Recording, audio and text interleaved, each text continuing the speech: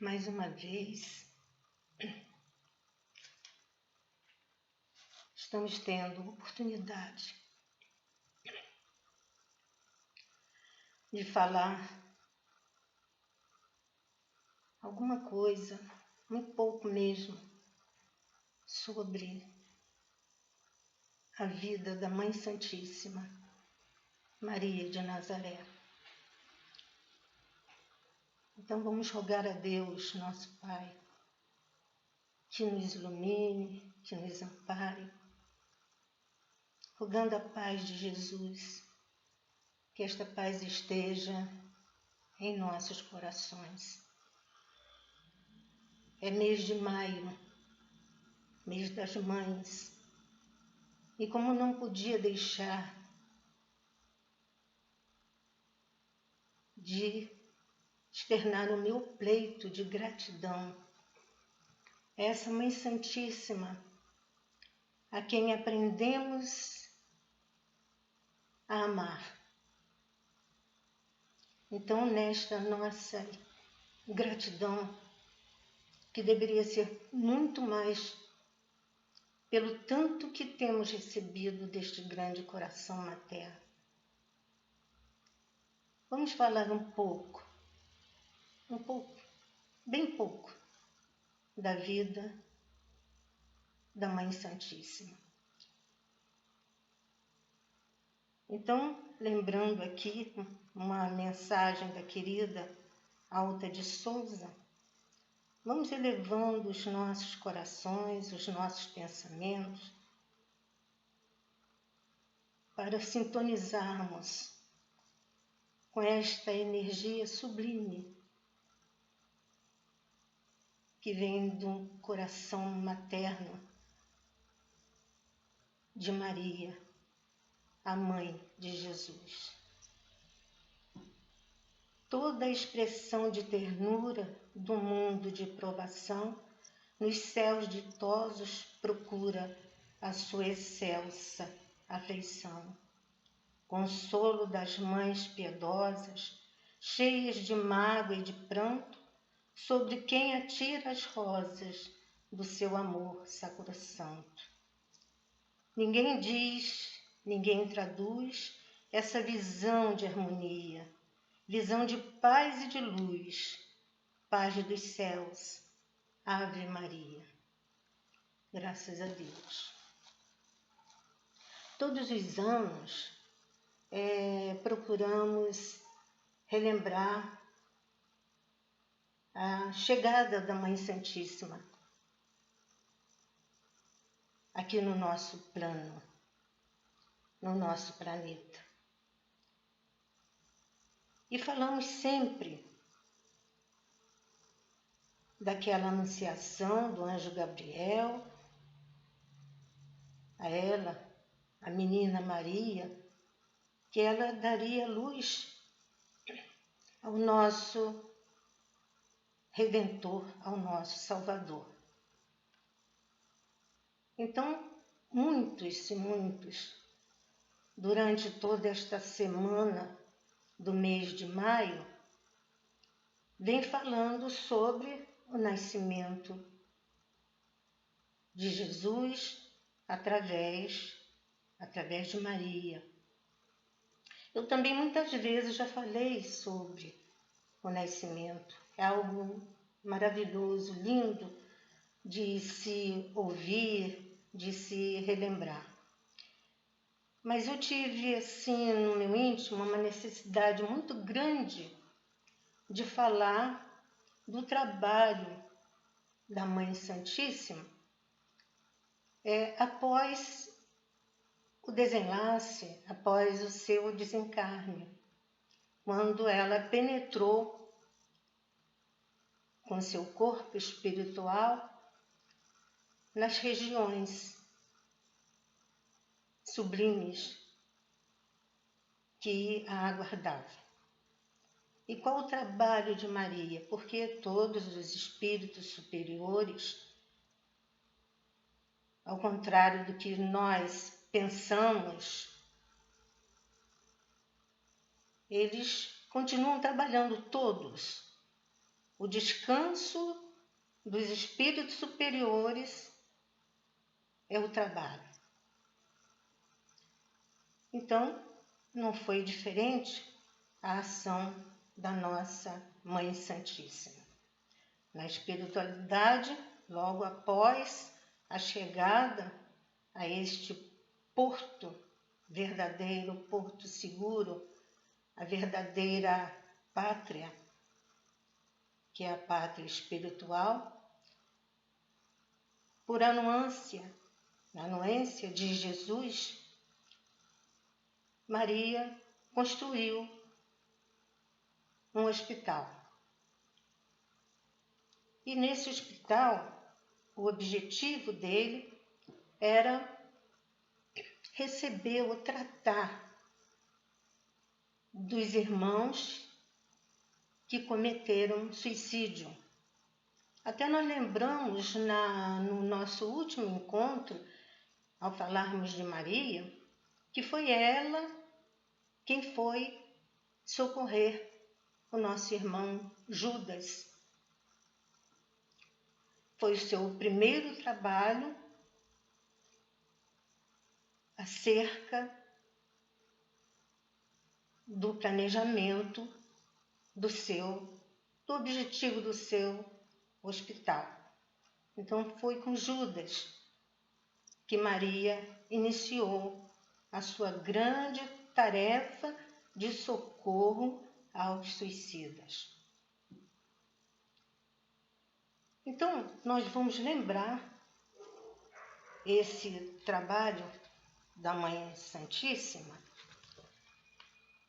como que ela fez essa grande programação. Criou a Legião dos Servidores de Maria. Era uma legião que ia cooperar com ela, até já nos dando assim um grande ensinamento para todos nós, que ninguém constrói algo sozinho. Todos nós necessitamos de ajuda de outras pessoas, de outros companheiros, em uma tarefa que devemos realizar. E Maria começou com seus servidores, que constavam de legionários, homens e mulheres, dedicados, abnegados, já preparados em seus corações, em seus sentimentos, o sentimento da fraternidade para com os irmãos. Todos ali já sabiam que deviam trabalhar no bem, socorrendo, amparando a todos aqueles que necessitassem. E neste caso de Maria, nessa grande tarefa de Maria, era amparar, era ir em busca daqueles irmãos que cometeram suicídio e que, ao despertarem do outro lado da vida, perceberam que não lograram solução daquilo que eles procuravam, que era destruírem-se devido à grande dor que estavam sentindo, por diversos motivos que nós nem temos condições de declinar, que foi por isto ou por aquele motivo que tomaram aquela decisão.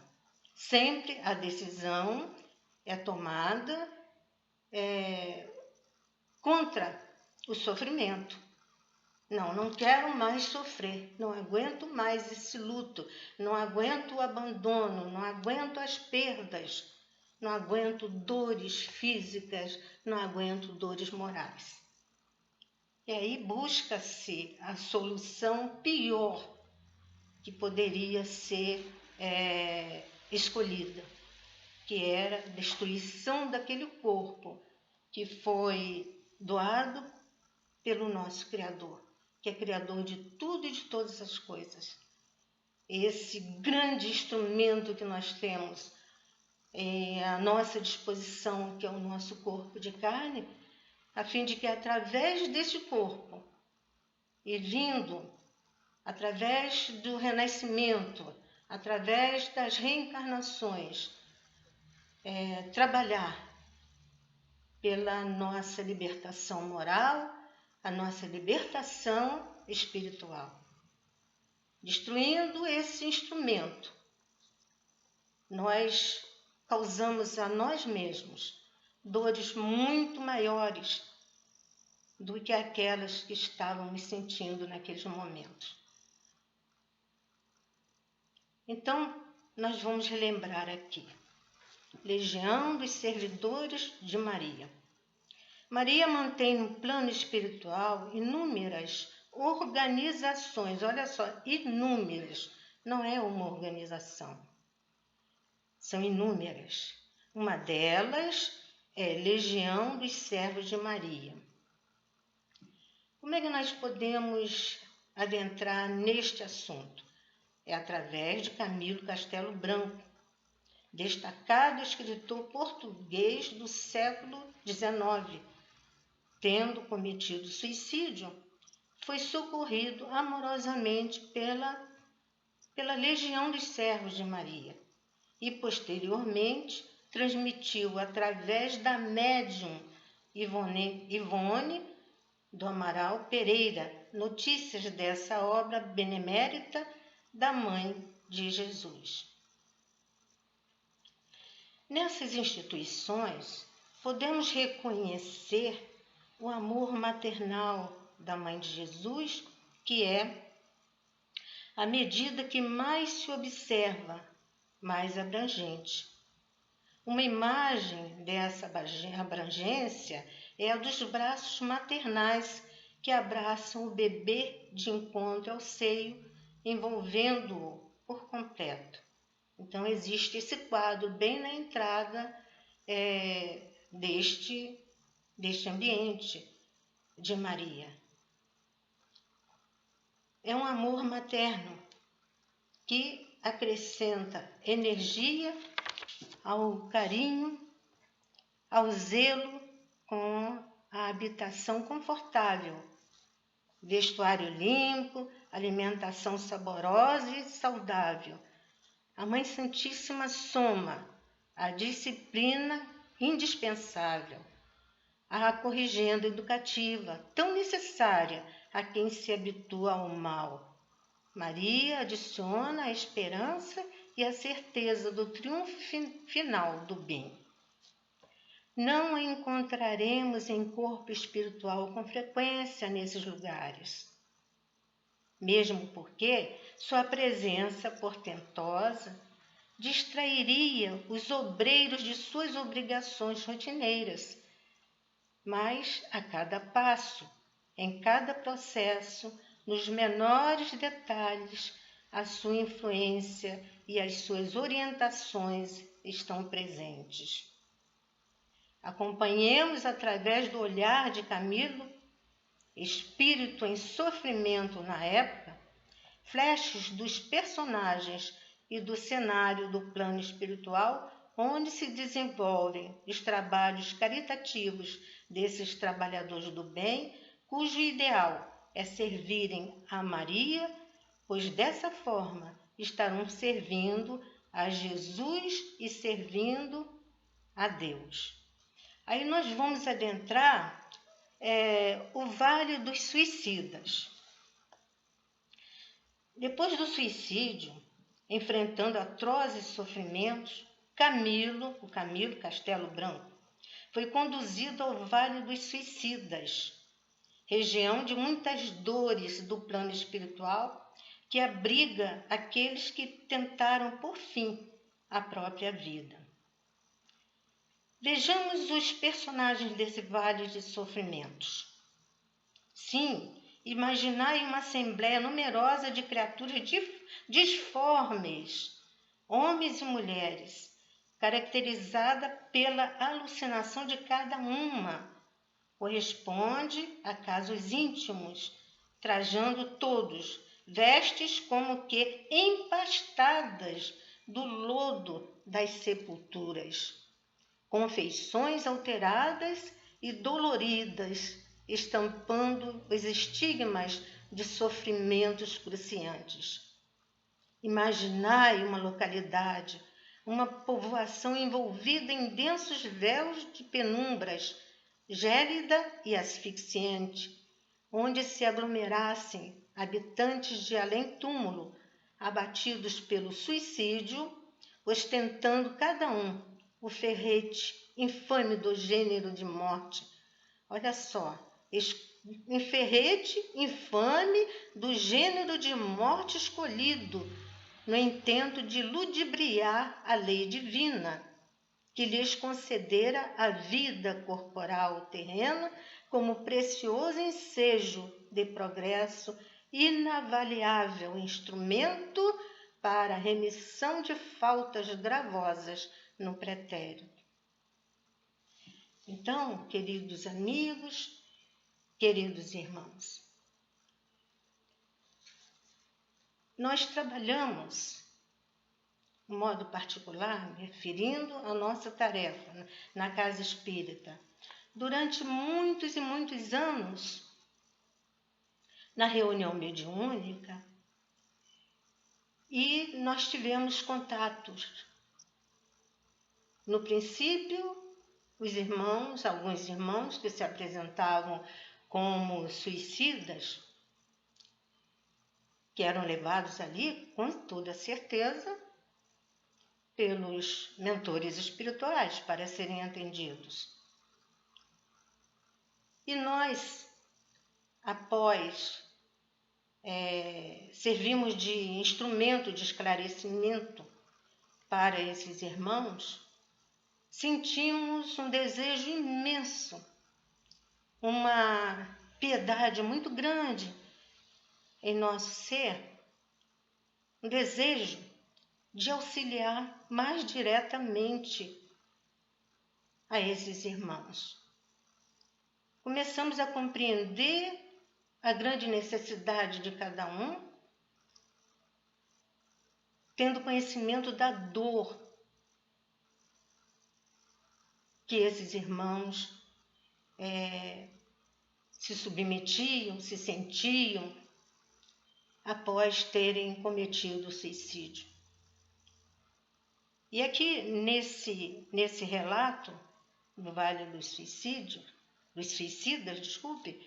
a gente lembra de tantas vezes em que nós tivemos a oportunidade, assim também tão direta, de conhecer os lamentos, as dores dos irmãos, porque eles sentem constantemente, após o ato fatídico, as dores muito piores do que as dores que estavam sentindo antes de cometerem esse ato fatídico.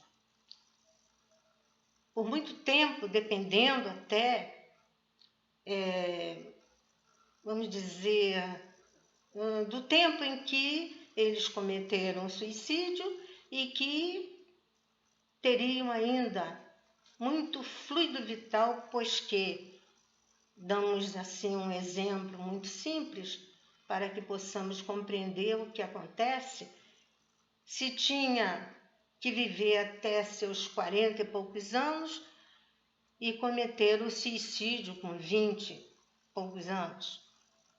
Então, teria muito tempo ainda de fluido vital para ser desgastado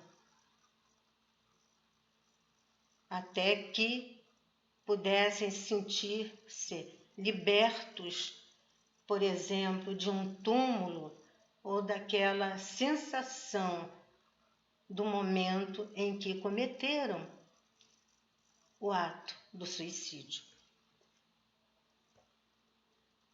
E ali, eles, com essa imensa dor, eram atraídos energeticamente, até depois, já de muito tempo, para locais semelhantes ou iguais a esse mesmo do vale que nós tivemos conhecido, do Vale dos Suicidas.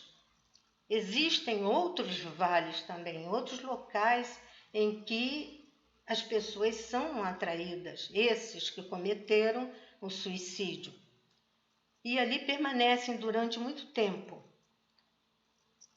No caso aqui de Camilo, ele ficou na região desse vale do suicídio, que é comentado aqui, estamos comentando, e ele não pôde, de imediato, ser amparado pela legião dos servidores de Maria. Aprendemos também que, primeiro, seriam amparados aqueles que estivessem em condições de até, vamos dizer, humildade, e já pediam um socorro, um atendimento, que alguém os auxiliasse.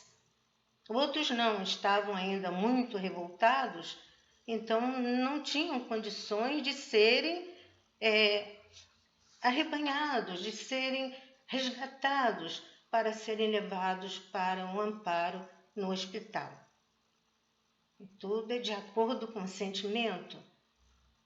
A gente aprendeu que os espíritos superiores, eles não nos agridem no nosso livre-arbítrio. Eles esperam que a gente peça.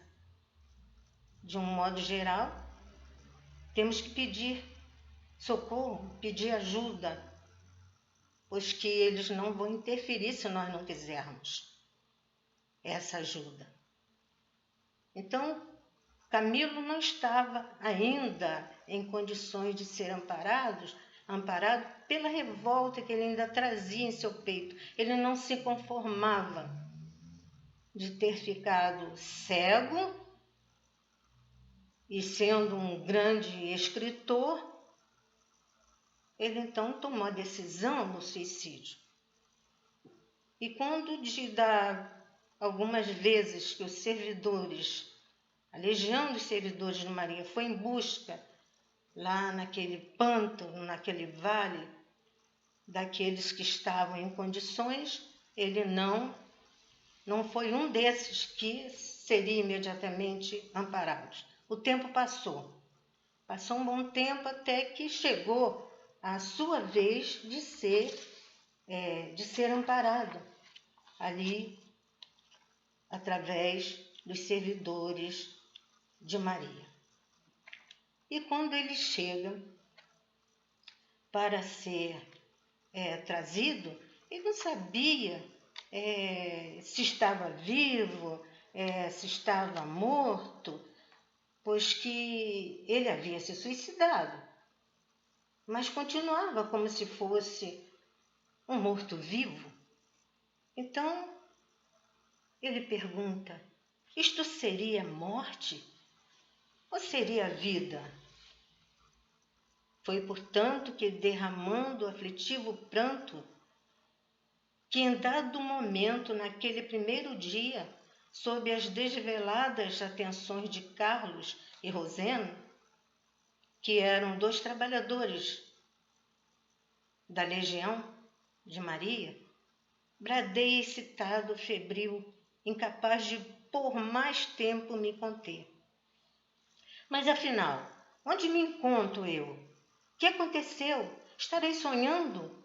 Eu morri ou não morri? Estarei vivo? Estarei morto? Atendeu-me o cirurgião hindu, sem se deter na melindrosa atuação. Fitando-me com brandura, talvez para demonstrar que minha situação lhe causava lástima ou compaixão, escolheu o tono mais persuasivo da expressão e respondeu, sem deixar margem à segunda interpretação: não, meu amigo, não morreste, não morrerás jamais, porque a morte não existe na lei que rege o universo. O que se passou foi simplesmente um lamentável desastre com teu corpo físico terreno, aniquilado antes da ocasião oportuna por um ato mal orientado do teu raciocínio. A vida, porém, não residia naquele teu corpo físico terreno, e sim neste que vês e contigo sentes no momento, o qual é o que realmente sofre. É o corpo espiritual que sofre. O que realmente vive e pensa e que traz a qualidade sublime de ser imortal, enquanto o outro, o de carne, que registraste, aquele apropriado somente para o uso durante a permanência nos proscênios da terra, já desapareceu sob a sombria pedra de um túmulo, como vestimenta passageira que é deste outro que aqui está. Acalma-te, porém, melhor compreenderás à proporção que te fores restabelecendo. Então, diz ele, o Camilo, trouxeram-me em maca rumo da enfermaria. Meu estado requeria repouso. Serviram-me reconfortante caldo, pois eu tinha fome. Deram-me a beber água cristalina e balsamizante, pois eu tinha sede. Em redor, o silêncio, a quietação, envolvidos em ondas de reconforto e beneficência, convidavam ao recolhimento. Obedecendo à caridosa sugestão de Rosendo, procurei adormecer enquanto o desapontamento, trazido pela inapelável realidade, fazia ecoar suas decisivas expressões em minha mente atormentada. A vida não residia no corpo físico terreno que destruíste, mas sim neste que vês e sentes no momento, o qual traz a qualidade sublime de ser imortal. Eu vou repetir isso, porque ele ficava relembrando essa palavra que o Rosendo havia falado para ele. A vida não residia no corpo físico terreno que destruíste, mas sim neste que vês e sentes no momento, o qual traz a qualidade sublime de ser imortal. Então, vamos recordando essas reminiscências do nosso irmão. Aí vem a mansão da esperança. A Legião dos Servos de Maria mantém também no plano espiritual outras instituições em clima vibratório mais ameno. Olha só, são muitas as instituições que são criadas pela nossa mãe, a Mãe Santíssima. Aí nós vamos lembrando da hora da Ave Maria. A hora da Ave Maria.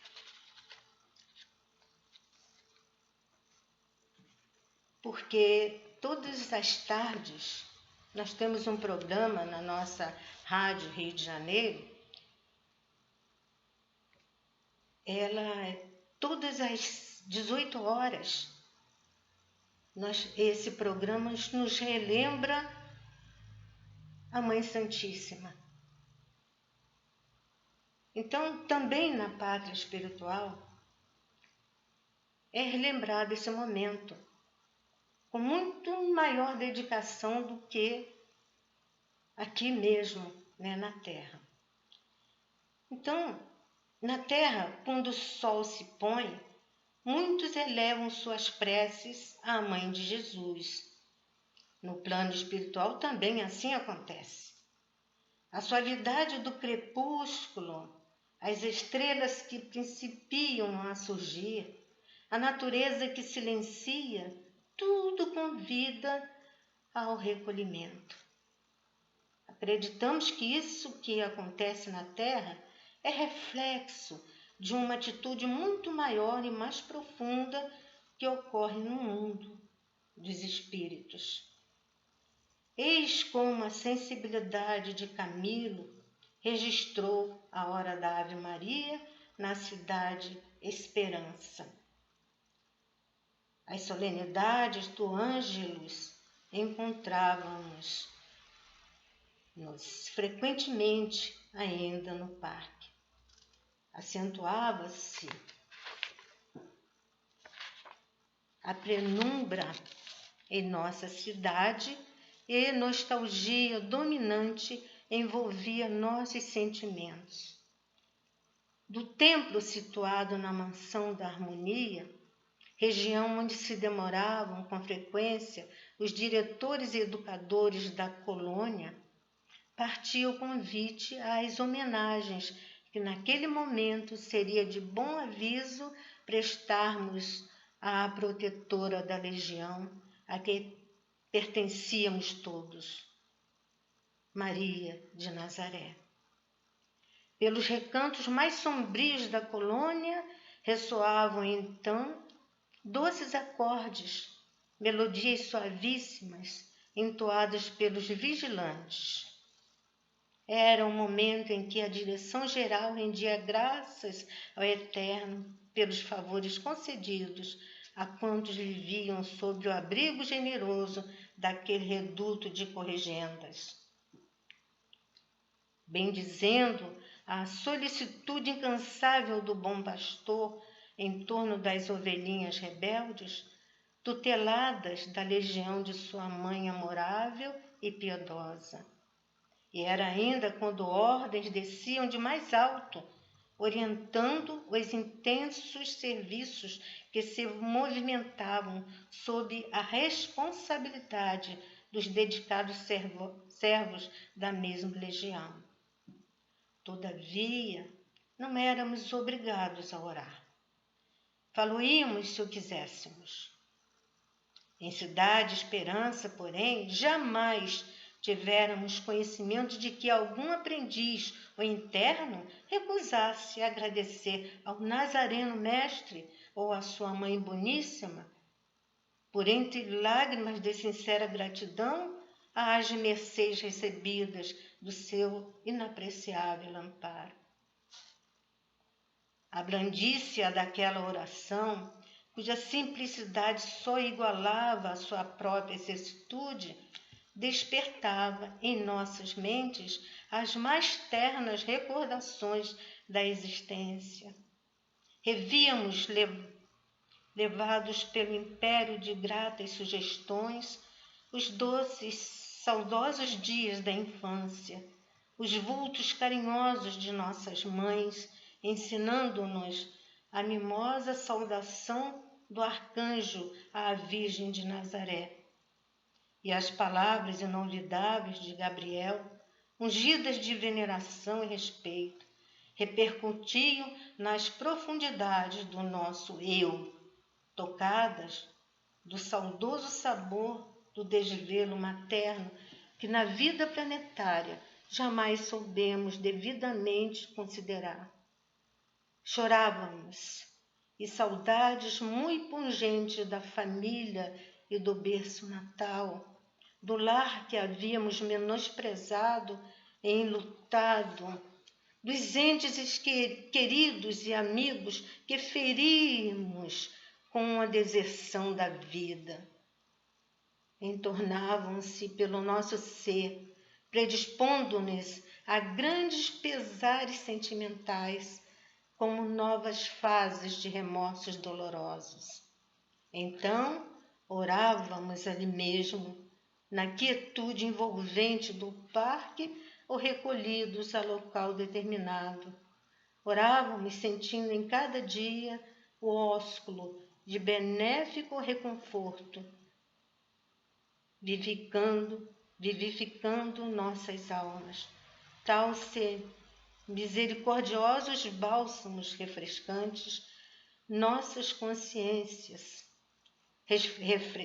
refrescassem nossas consciências das excessivas ardências que se haviam rasgado em nosso ser pelas garras infames do suicídio que nos deprimira e desgraçara à frente de nós mesmos. e de volta com o refrigério, eis que se avolumava a necessidade imperiosa de nos tornarmos dignos dessa misericórdia que nos amparava tanto a necessidade dos testemunhos que a Deus provasse em nosso imenso pesar por nos reconhecermos graves infratores de suas magníficas leis. Então, meus amigos, recordamos também há poucos dias que tivemos a oportunidade de lermos, estudando esse último livro do nosso Manuel Filomeno de Miranda, ele escrito pela mediunidade de Divaldo Franco. E nós tivemos ensejo de conhecer mais um ato grandioso da Mãe Santíssima, Maria de Nazaré, quando do atendimento de um irmão que se julgava na espiritualidade, um grande justiceiro, esquecido de que ele próprio já era também um grande devedor na sua consciência. E ele não aceitava e só queria praticar cada vez mais a sua suposta autoridade junto àqueles outros que também tiveram suas quedas, grandes quedas morais.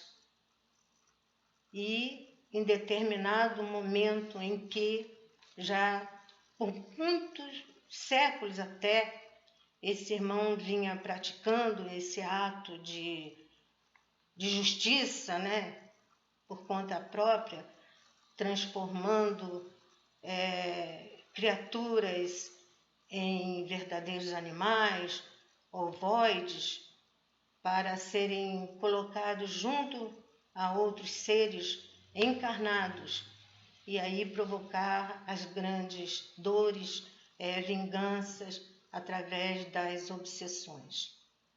Em determinado momento em que nós tivemos conhecimento de um grande mensageiro de Jesus e da Mãe Santíssima, trabalhando ali naquela localidade, que era o nosso querido Eurípides Barçanufo, e ele estava atendendo este irmão que estava impetuoso, irredutível, não querendo aceitar argumentos e nem argumentos que faziam com que ele se recordasse do que ele havia praticado quando da sua reencarnação, durante sua encarnação. E em dado momento, nós tivemos a grande alegria de sabermos que a Mãe Santíssima continua muito presente, amparando a todos os filhos de Deus, a todos os irmãos de Jesus, a todos que estão em seu coração materno para serem despertados.